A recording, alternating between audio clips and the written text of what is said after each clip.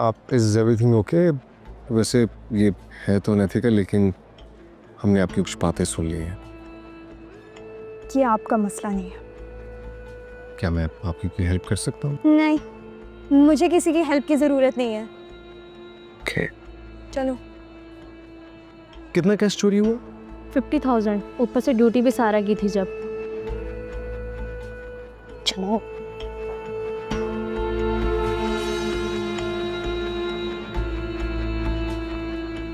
चले, let's move.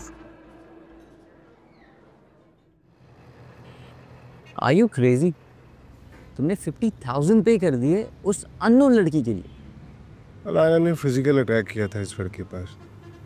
कुछ दिन से इस सख्त अंदाज था और इसलिए तुमने उसका लॉस पे कर दिया। प्राउड। नहीं, मैंने सोचा मेरी तो टेंशन खत्म हो नहीं सकती। अगर 3,000 से कोई और रिलैक्स हो सकता है तो होने दो। एटलीस्ट उसे बता तो देते कि तुम पे कर आए हो। बता देगा उसका manager. You have such an amazing personality. I didn't expect this from you.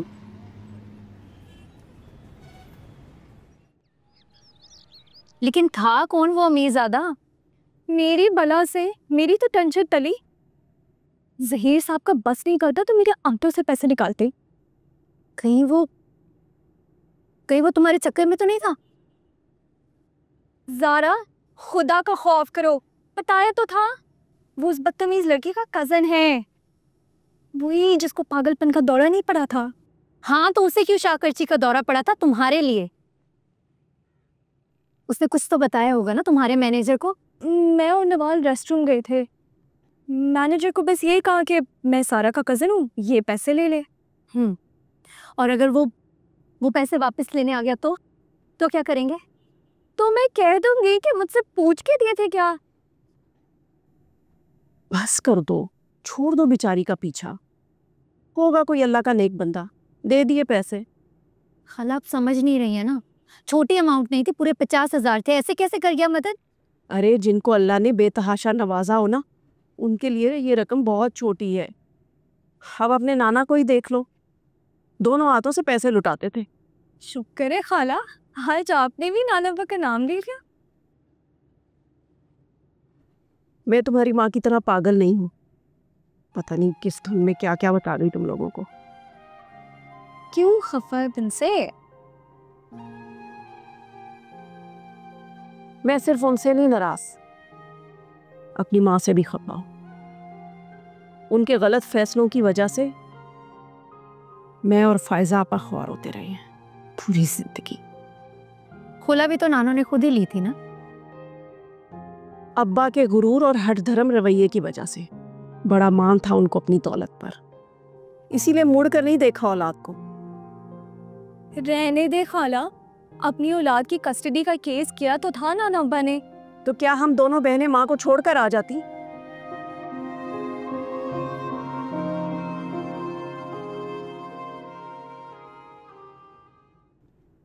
कैसे होगा ये काम तुम टाइम पे? बेटा जल्दी कर दो, ये खत्म करके ना रात तक ईमेल करना है हमने उन्हें। ये उर्दू कंपोजिंग मेरे बस का काम नहीं है मुझे। सॉरी। तुमने यूनिवर्सिटी में ज़ारा से बात नहीं की? नहीं, और अब होगी भी नहीं। क्यों, खैरियत क्या हुआ है? हम इसके लिए बाबा को नहीं बताएंगी।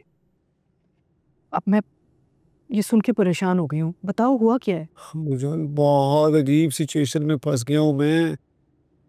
सारा करियर दांव पर लग गया मेरा। कुछ बताओ भी ना, पता तो चले हुआ क्या है तुम्हारे साथ बेटा।